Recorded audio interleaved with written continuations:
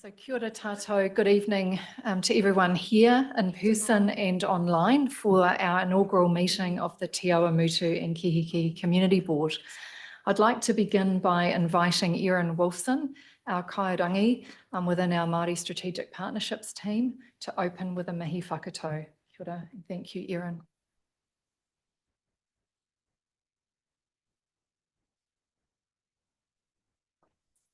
Tēnei te mihi, tēnei te aroha kia koutou. Acknowledgements and recognition to each and every one of you at this discussion table here this evening. Ka mihi nui kia koutou, tēnā koutou, tēnā koutou, tēnā tātou katoa. Greetings. As part of my role here this evening is to ask people to introduce themselves by way of telling us a little bit about themselves. But I do have one small request to help us with the introductions of ourselves. And the question is, which do you like better, baked beans or spaghetti? In my household, that's a live or die question. And so far, I'm still alive. I'm a baked beans person. So my name is Erin Wilson. I come from a little township north of Matamata called Waharoa on State Highway 27. Some of you may know.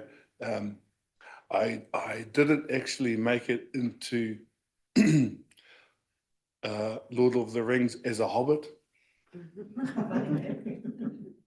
It was because it wasn't the right height. So, it was more an issue with feet. No, yeah, that's right. I was going to say feet, but I've got size 12 shoes. But I'm very pleased to be here to greet you all and to see you and to introduce and lead us through our whakawhanaungatanga, our introductions. So if we want your name, where you're from, and if you're a baked beans person or a spaghetti person. I did have other choices. I have been to a meeting like this today, and I asked people, what is your favorite flavored ice cream? Only to find half of the audience didn't like ice cream. And I was blown away. I said, who didn't like? So some people, I think they were millennials. I don't know what that really is about. Liked sorbet. So there you go. So we start this one. Kia ora, my name's Liam Bullen. I'm from Te Araha and I grew up in Hamilton. Now live in Kihikihi, and I'd probably choose spaghetti. I don't need to move it, do I? Because I should know that. Paul Marie, Ange Holt, from Hawke's Bay, have lived in Te Awamutu now for 25 years. Both, sorry.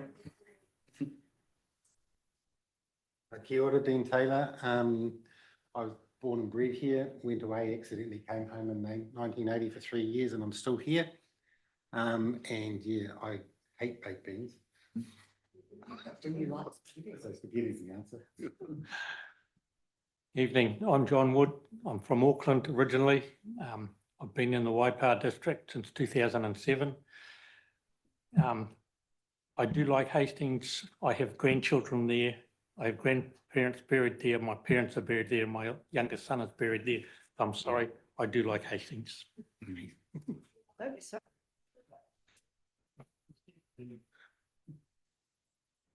Jill Taylor. I've lived in Te Awamutu 19 years, and before that I was in Taranaki 35 years. Really enjoy Te Awamutu as a lovely place to live and wouldn't want to be anywhere else. I too like spaghetti and baked beans. Yeah, my name's Shane Walsh. I was born in Te Awamutu, and I have recently returned after being away for 40 years, but I've been back in Te Awamutu 5 years, and it feels very, very familiar, and what a fantastic place it is. And Erin, I used to live in Waharoa for about 5 years in Carroll Street when I was in the dairy industry. So I know Waharoa pretty well. And I'm definitely a baked bean man. Love my baked beans on toast. Only way to have.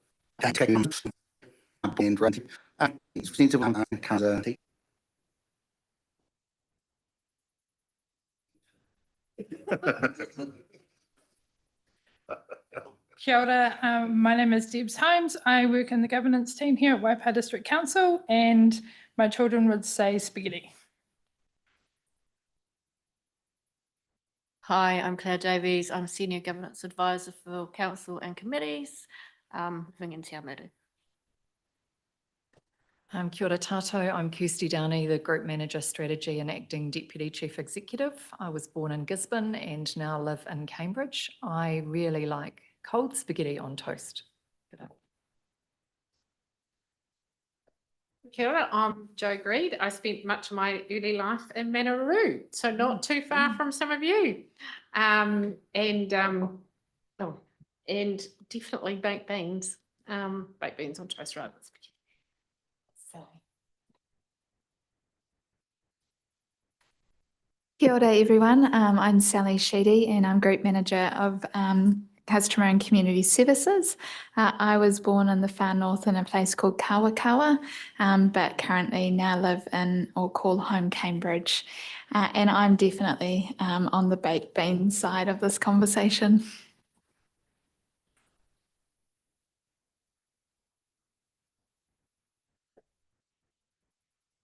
Kia ora, I'm Zoe Vincent. I'm part of the governance team. Kia ora, I'm Veronica Huxtable, part of the governance team also, and I was born in Wairoa. So, yeah, neighbours with you, Kirsty.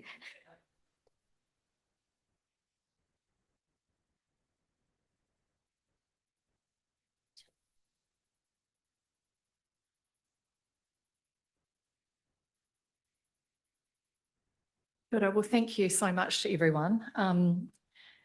It's my absolute pleasure to be able to open this inaugural meeting of the Te Awamutu and Kihikihi Community Board meeting for this triennium. Welcome to you as our Community Board members elect, and to Councillors Dean Taylor and Shane Walsh, who were appointed by the Council at its meeting on the 31st of October to sit as members of the Te Awamutu and Kihikihi Community Board. It takes courage and commitment to stand for public office, and I extend to you, all of you, huge congratulations on being successfully elected. Community boards play a critical role as a connector within our community, and we look forward to working alongside you to ensure that together we successfully deliver on our vision to build connected communities. I also wish to acknowledge those who stood but were not successfully elected this time. And finally, I wish to acknowledge the support of your families, friends and staff who are attending in person and online this evening. Kia ora. So now we are going to turn to our first item of business, which is our apologies. And I believe that, that we don't have any apologies this evening. So the next item is the making of declarations. So I'm going to call the community board members elect in alphabetical order to join me down at the table in the far right-hand corner of the room. So you will read your declaration, you will sign it, I will witness it, and then you will have your photograph taken. The community board members elect will be followed by councillors Dean Taylor and Shane Walsh. Kia ora.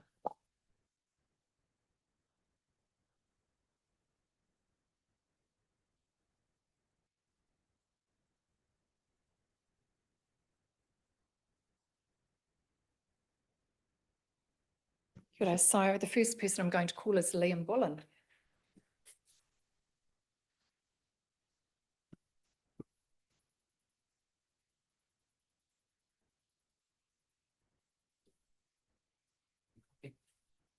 Just use this one. Yeah, it's a nicer paper. Sweet. So if you would like to read it, and then you can sign it. I, Liam David Bullen, declare that I will faithfully and impartially, and according to the best of my skill and judgment, execute and perform in the best interests of the Te Awamutu, Kihikihi and Kakapuku communities, the powers, authorities and duties vested in or imposed upon me as a member of the Te Awamutu and Kihikihi Community Board by virtue of the Local Government Act 2002, the Local Government Official Information and Meetings Act 1987, or any other act.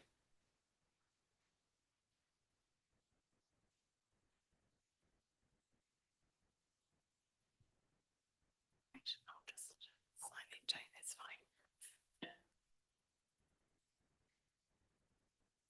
That's great. And you just,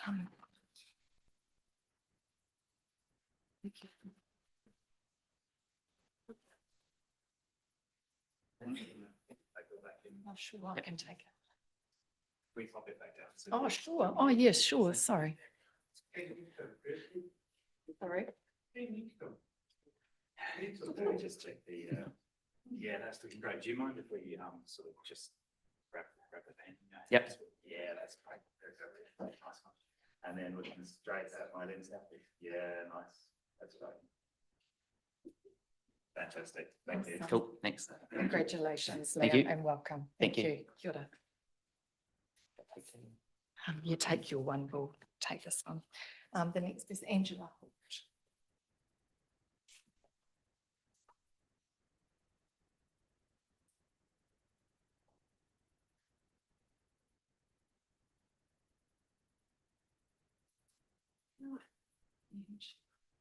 Didn't they? Brilliant. No, You've got an extra copy for it me. was just See what we were up for. Okay. Righto. I, Angela Margaret Holt, declare that I will faithfully and impartially and according to the best of my skill and judgment execute and perform in the best interests of the Te Awamutu, Kihikihi and Kakapuku communities, the powers, authorities and duties vested in or imposed upon me as a member of the Te Awamutu and Kihikihi Community Board by virtue of the Local Government Act 2002, the Local Government Official Information and Meetings Act 1987, or any other act.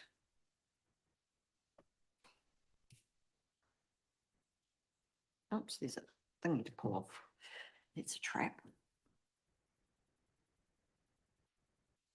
Here you go. Thank you, Ange. Good sign your name.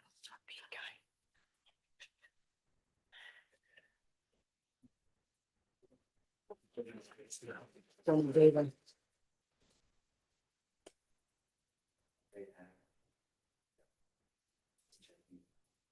All right, haven't shut my eyes.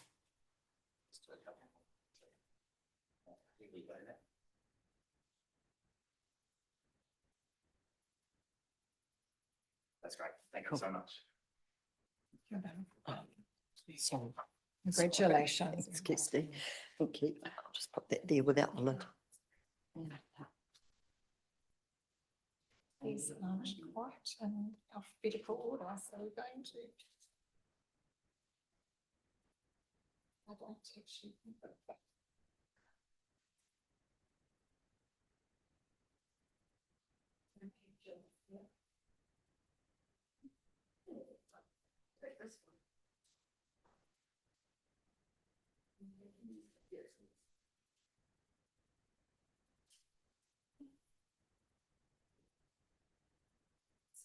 Oh, there it is. That's fine. Sorry.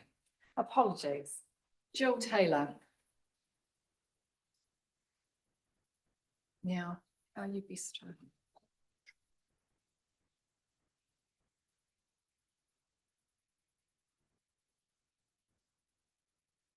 Let you move that. Are you okay there?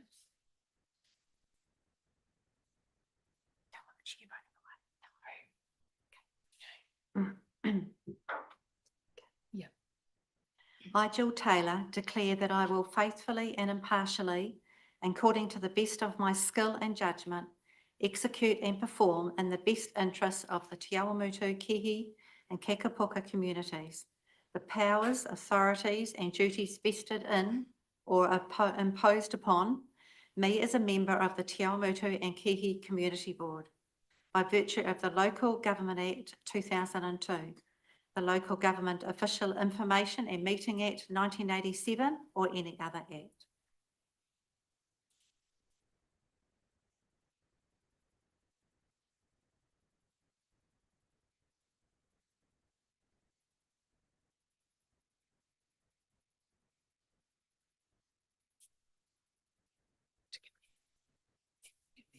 Well done.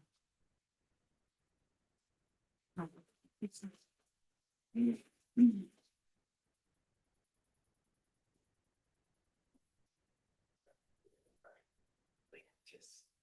you, Jill. Congratulations. Yeah, trouble in this case. You get away.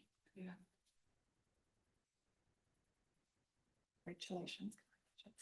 It's all right. Thank you. Well done. Thank you. Right. Kane Titchener.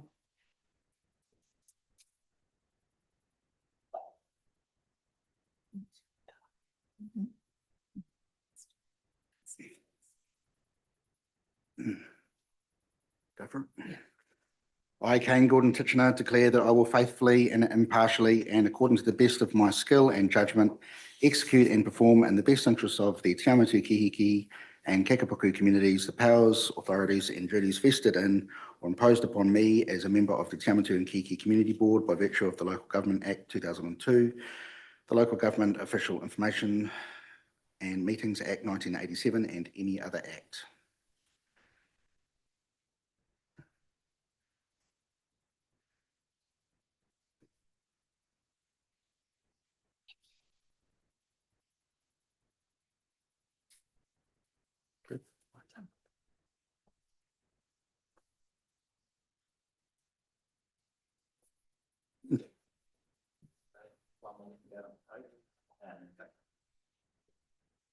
Thank you. Right. In John Wood.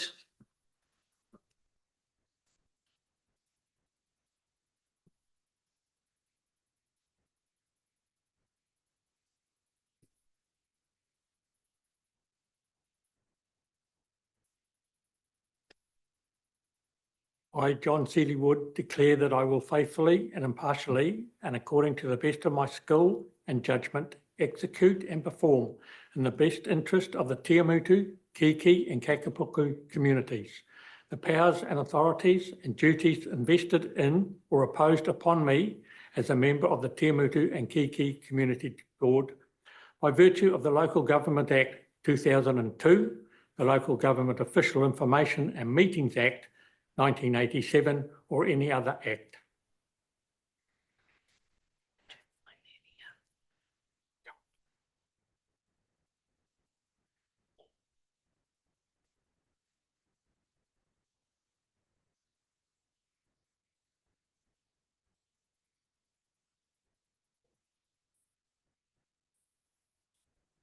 Okay.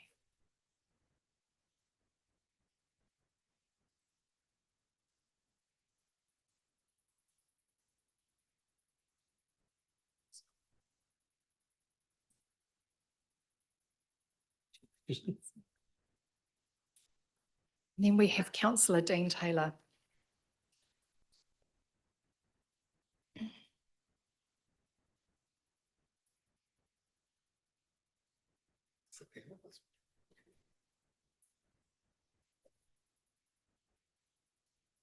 I, Dean Howard Taylor, declare that I will faithfully and impartially and according to the best of my skill and judgment execute and perform in the best interests of the Te Awamutu, Kihikihi and Kakapuku communities the powers, authorities and duties vested in or imposed upon me as a member of the Te Awamutu and Kihikihi Community Board by virtue of the Local Government Act 2002, the Local Government Official Information and Meetings Act 1987 or any other act. It was quick, I wasn't know. it? Wow. It's just an X, doesn't take long. Don't think I've seen one like that before. Didn't start like that.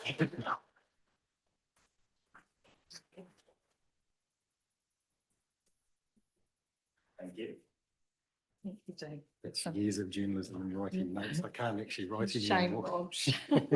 Thanks, Kirsty. Thank you. There you go. Okay, well, you're right. We don't need you having surgery. No, no. I, Shane Walsh, declare that I will faithfully and impartially and according to the best of my skill and judgment execute and perform in the best interest of the Te Awamutu, Kihikihi and Kakapoka communities the powers, authorities and duties vested in or imposed upon me as a member of the Te Awamutu and Kihikihi Community Board by virtue of the Local Government Act 2002, the Local Government Official Information and Meeting Act 1987 or any other act.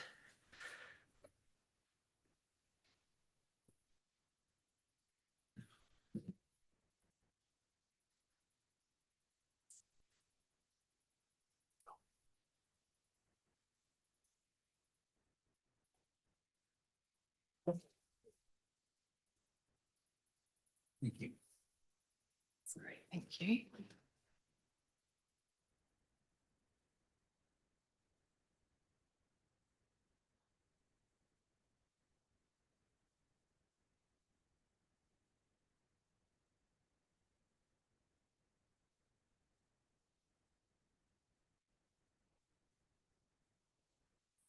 So just for those people online, we are just now going to have a short adjournment and reconvene in 5 minutes or so. Thank you.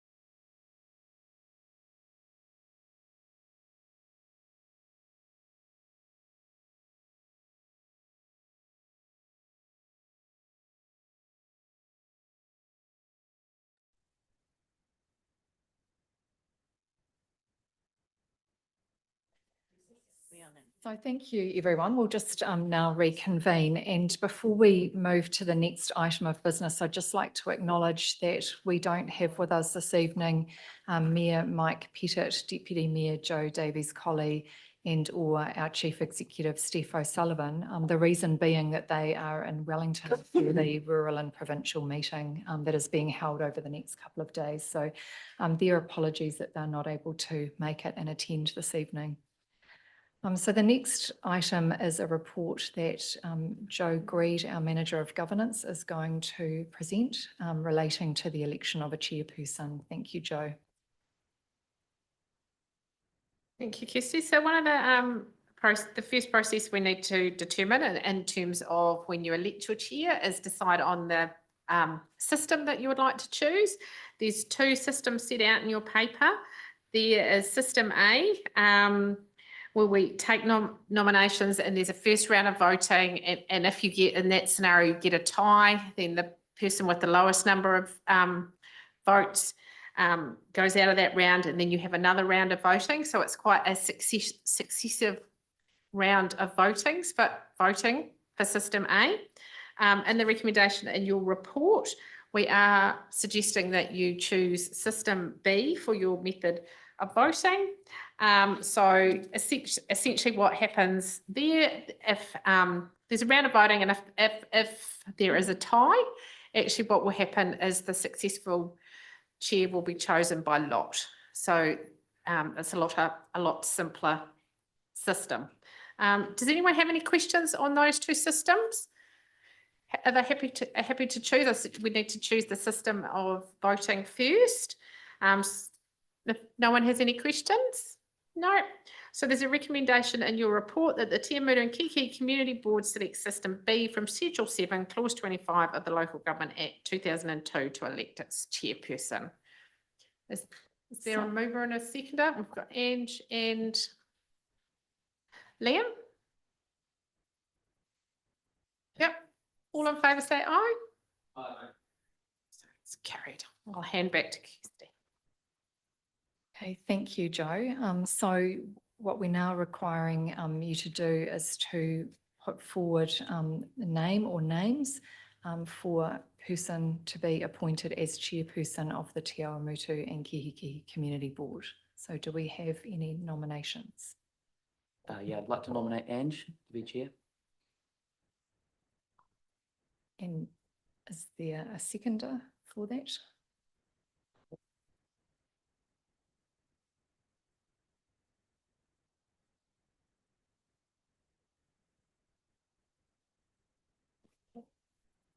Are there any other nominations for the role of chair? Okay, so can I please put that recommendation that Ange Holt be appointed as chairperson of the Te Awamutu and Kihikihi Community Board, and all in favour say aye. Carried. Thank you. Congratulations, Ange. Well done to you. So now we're going to swap seats. Well, you can come in and assume the role of chair.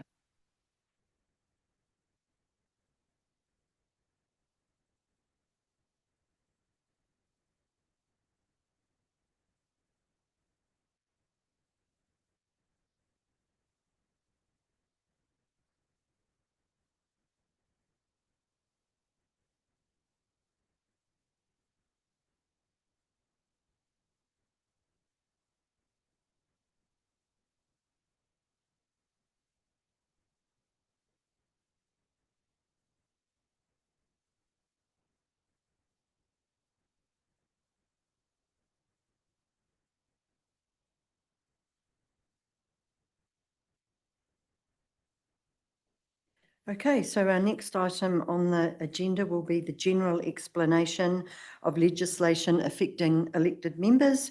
And we've got Joe leading that. Is Diana not able to be here, I'm assuming? Cool, thank you. Please accept apologies from Diana Aquilina. She was unable to make it. She was hoping to be here, but unfortunately she had another commitment that she couldn't move. So she sends her apologies and has asked me to present her report. Part of this is the general explanation that we're required to provide you in this first inaugural meeting. There'll also various other training opportunities that we've had and will come up in the future to go into some of these pieces of legislation in more detail where we need to. One of the first ones we're going to talk about is the Local Government Official Meetings Act, LGOIMA. So under this act, there's a requirement, LGOIMA enables members of the public to request official information. Official information is material that we hold, so that's not just our documents, that can be emails and texts and also, you know, phone messages and things as well. So it captures all of that ambit. So the public can request our official information, and we've got 20 working days to provide that. We go from a general principle of all information should be available unless we've got a specific reason that's set out in the legislation that we need to withhold that information. And some common reasons for that might be where we've got privacy, contract negotiations going on, information that has been provided to us under an obligation of confidence. So it's quite specific, detailed reasons that we need to be able to justify when we're withholding information. And if we do withhold information, and if someone's not happy about it, they've got that process where they can actually go and request that the Ombudsman review our decision. So that's what the Act covers in terms of individuals requesting information from us. It also applies to our meetings. So in terms of our meetings, we need to make sure that we've advertised those so the public can see they're happening. We need to make sure that we have our agendas on our website at least 2 working days before the meeting so that the public's got an opportunity to see what you'll be talking about around the table. In certain circumstances, we have that principle with information that the meeting is open. There are certain circumstances for specific reasons we could go into public excluded. And in terms of the community board, generally that will be often if we're in that discretionary grant scenario when you're considering those, and we might have in your agenda some confidential financial documents of organisations. So those are the parts that really will apply to you generally. In terms of we will go into public excluded. And in terms of the items that we can talk about at the meeting, it's also really related to what's in the agenda. And if something does come up after we've issued that agenda, we need to make sure that the chair will talk about that item. They'll explain why it wasn't there on the agenda. There needs to be an explanation as to why that matter can't go to the next community board meeting. And then the community board actually needs to pass a resolution to accept that as a late item. So there's a process to go through if we do have items that need to be considered at your meetings that aren't on your agendas.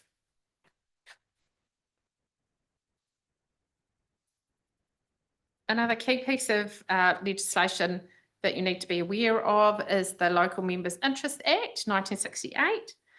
So this relates to if a member is involved in or concerned or interested in a contract with the council that's over 25,000 in any financial year.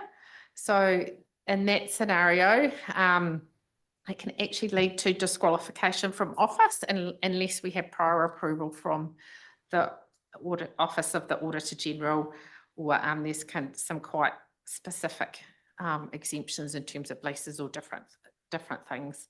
So, or if it was entered into by a council committee or a council officer acting under delegation, and that member who's involved in that contract is not a member of that committee and didn't know and had no reasonable opportunity of knowing. So that is something to be aware of. And that Act also talks about the non-participation rule, which you have this step set out there for in your report, which means a member may not discuss or vote on any matter before the council, before the community board in which they have a direct or indirect financial interest, other than in an interest in common with the public. And one of those interests in common with the public, one of the ones that kind of often springs to mind is around the council table when they're setting the rates. That's a general interest that applies to everybody. So it's got to be one of those ones that has that wider wider context. So in terms of if a member does have a financial interest, it's really important that you're declaring that at the start of the meeting and you abstain from any discussion or voting on that item. And then if you do that, we'll make sure we note in the minutes that you didn't take part in any of the discussion or voting. So financial interest, it's really, really important to be mindful of those, and that can be direct or indirect interest there. And in terms of, you've also got to think a bit broader in terms of those financial interests as well. So it can, in terms of, you know, also apply to your spouse or partner, an interest they might have.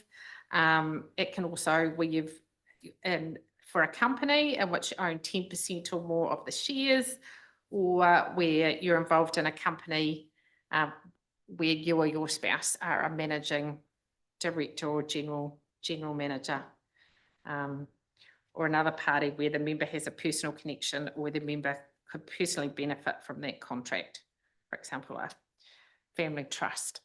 So it's set out in the legislation there, and if anyone has any questions at any time, particular examples they need to feel work through, they can reach out to the governance team, the CE, or any of the GMs to talk about those.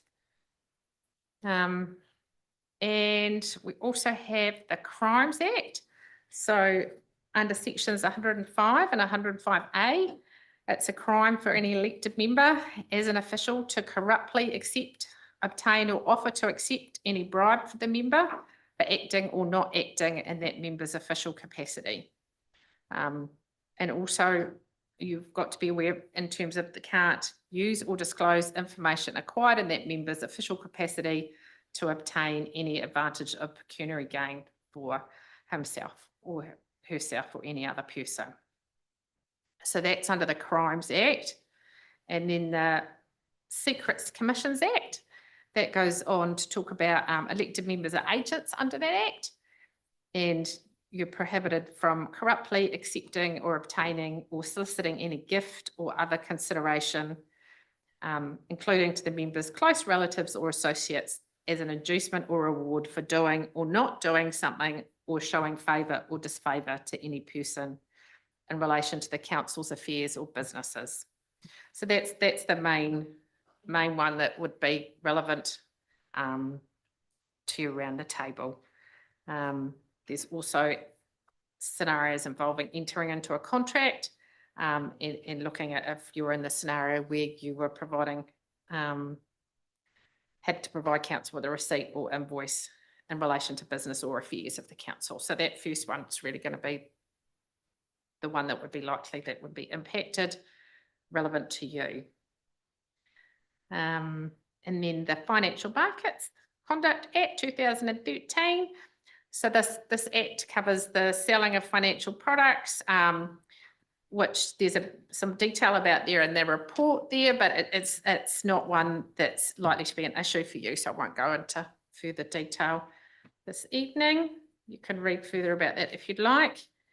And the Local Government Act 2002, in relation to elected members' liability in sections 44 to 47, which relates to financial loss incurred by local authorities as a result of unlawful expenditure of money, unlawful sale of an asset, a liability having been unlawfully incurred, or intentional or negligent failure to collect money the local authority is lawfully entitled to receive.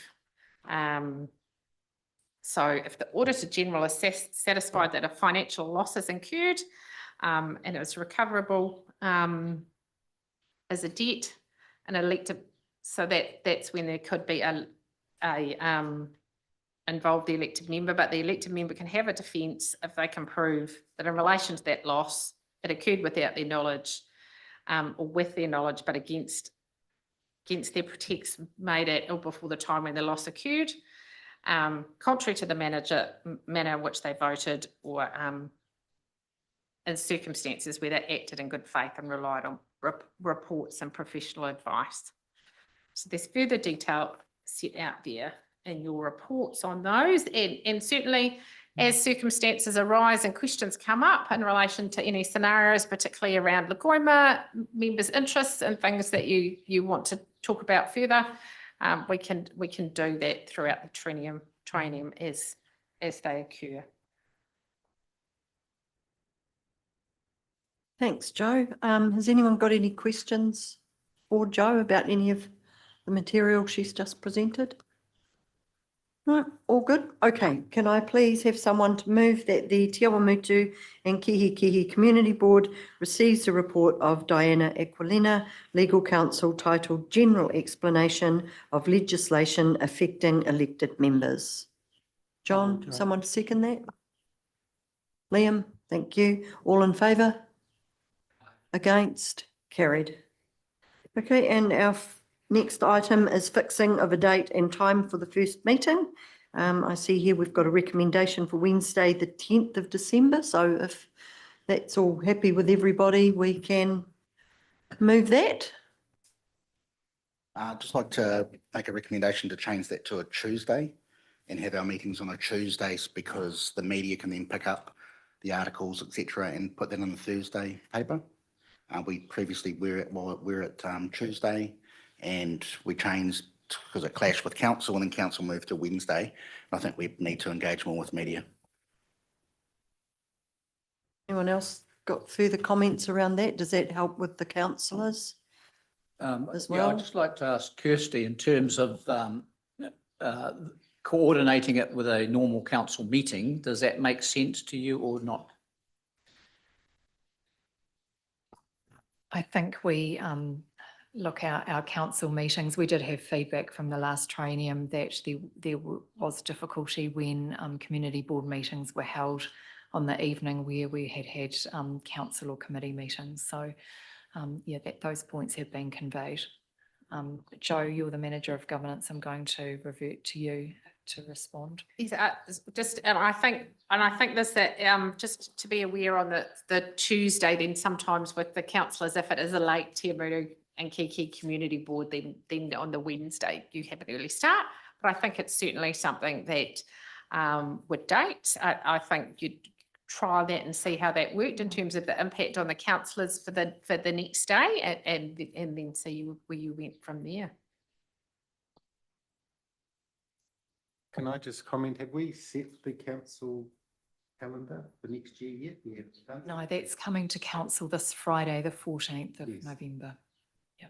Yeah. So we don't know if we're going to make a change to suit that until we do that anyway in a couple of days. That's my point. This one is, I'm assuming, just for this December meeting, and then once we know what the councillors are doing, if we need to, we can revise it when we set our year dates anyway, can't we? Yep. Okay, so if Tuesday would suit better, at least for the December one, does that work for staff as well? Okay, great. Okay, so is there anything further anyone wanted to comment on? No? Okay. Yeah, I've got a comment, not on that. Oh, sorry, on the dates or not? The dates? The go ahead, the whole year dates, or just for December? In regard to, because we can discuss that when we look at the whole dates, or did you want to bring it up now? It's another point. It's another point. Oh, well, no, go now, Kane, before we move well, I need you to discuss it before, because once the recommendation's done, this topic is closed off. Yeah, the comment coming from Kane isn't related to this topic at all. It's a separate topic, so we can sign off on this particular topic, and then if there's something else that Kane wants to talk about, then that'll come after that. Except for I can't put it on the agenda, so I can't, it's not already on the agenda, so we can't just talk about it. So if it's related to the dates in this, we can talk about it, but if it's not, we can't raise a new topic, even though it's dates in this space. I have got that correct. Through the chair, that is correct. If you wish to discuss another item that's not on the agenda, then you would need to discuss that informally at the conclusion of the formal meeting, or bring it to a later meeting.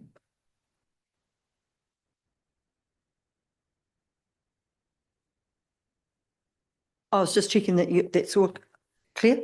Cool. Okay, then we will just make a slight modification to the recommendation. So the first ordinary meeting of the Te Awamutu and Kihikihi Community Board be held on Tuesday, 9th of December 2025, commencing at 6 p.m. in Council Chambers, 101 Bank Street, Te Awamutu. So can we have someone to move that? John, and second Liam, all in favour? Against? Carried. Okay, so now we will be concluding our meeting with the karakia whakamutanga, and I would like to ask if Erin would be happy to close for us with the karakia. Thanks, Erin. Kia ora.